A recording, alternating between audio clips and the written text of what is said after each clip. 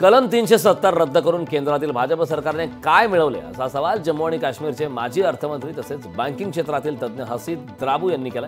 एका वृत्तपत्राच्या मुलाखतीत त्यांनी हे उल्लेख केला। असुरक्षिततेमुळे कोणीही गुंतवणुकीस तयार होत नसल्याचं त्यांनी म्हटलं। लोकसभा निवडणुकीत झालेला गोंधळ पुन्हा विधानसभेला होणार नाही याची काळजी घेण्याचे आदेश मुख्य निवडणूक अधिकाऱ्यांनी दिलेत। आगामी निवडणुकीच्या अनुषंगाने सर्व जिल्हा निवडणूक अधिकाऱ्यांना गोंधळ टाळण्याचे आदेश दिले।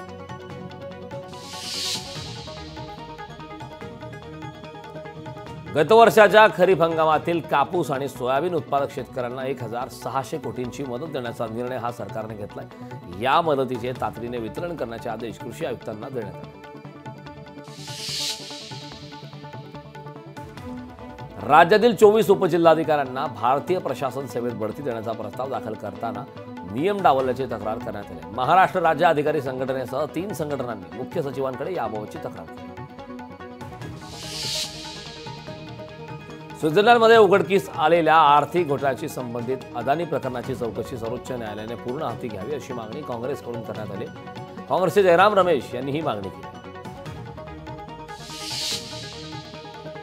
आरबीआयचे गव्हर्नर शक्तिकांत दास यांना जगात वाढत असलेल्या कर्जाबाबत तीव्र चिंता व्यक्त केली। दास यांनी सिंगापूरमध्ये फ्युचर ऑफ फायनान्स फोरम 2024 मध्ये जगाला सावध केले।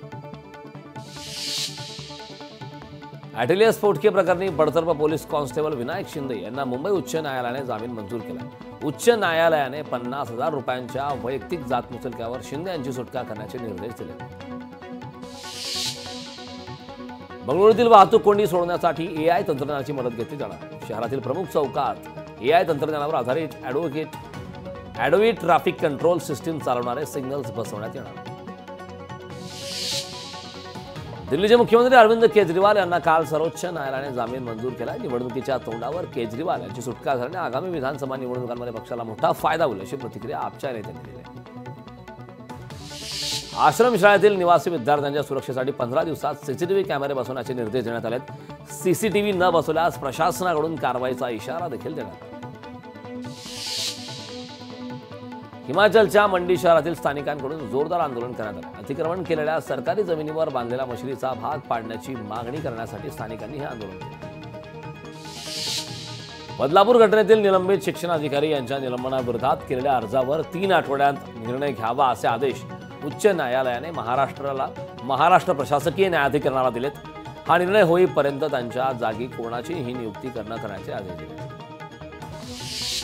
वैद्यकीय आणि आयुष्य अभ्यासक्रमाची प्रवेश प्रक्रिया येणाऱ्या सार्वजनिक सुट्ट्यांचीही काळात सुरू होणार आहे। प्रवेशाला विलंब होऊ नये यासाठी शनिवार रविवारसह सार्वजनिक सुट्ट्यांच्या काळातही प्रवेश प्रक्रिया सुरू होणार आहे।